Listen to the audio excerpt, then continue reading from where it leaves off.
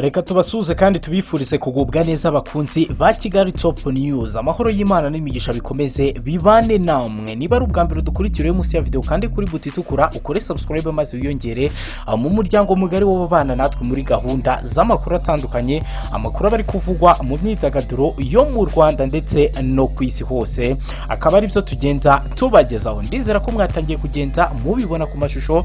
Ni Papa SAVA akaba yitwa Niteka Garasiani, umwe mu bakunzwe cyane muri filimi nyarwanda ndetse akagenda akundwa no mu rwenya rutandukanye. Hari ku munsi wo ku cyumweru ku itariki ya 23 z'ukwezi kwa mbere umwaka wa 2022 nibwo ku mbuga nkoranyambaga zitandukanye hatangiye gucicikana amafoto agaragaza uyu Niyitegeka Garasiani yakoze ubukwe n'umuzungukazi. Ibintu byakomeje kugenda byibazwaho ndetse bikanavugwaho n'abatari bake, tukaba tugiye kubabwira ukuri ndetse n'ibindi mutamenye kuri ubu bukwe uyu Niyitegeka Garasiani bivugwa ko yakoze. Tubabwira uko bimeze ndetse nuko byagenze. Ngusaba ubane natwe kandi niba ari n'ubwa mbere dukurikiye urebe munsi ya video kandi kuri buto itukura ukore subscribe wiyongere mu muryango mugari w'abana natwe muri gahunda zibanda cyane ku myidagaduro itandukanye, yaba ku byamamare ndetse n'abandi bantu batandukanye bazwi cyane. Hari ku cyumweru ku itariki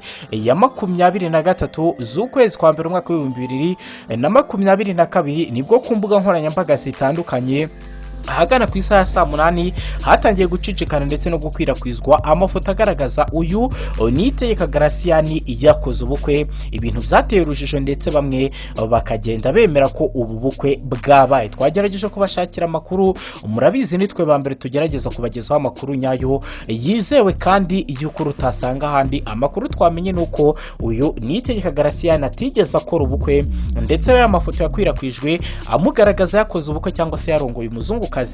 Nta bukwe yigeze akora, ahubwo n'abantu babikoze mu rwego rwo gushaka views ndetse no kugenda barazamura ndetse banavuga ku marangamutima y'abantu batandukanye. Akaba rero ariyo makuru yizewe tubahaye. Uyu Niyitegeka Garasiani nta bukwe yakoze, gusa nkuko yabitangaje mu mwaka ushize wa 2021 akaba yaratangaje ko ubukwe bwe buri hafi.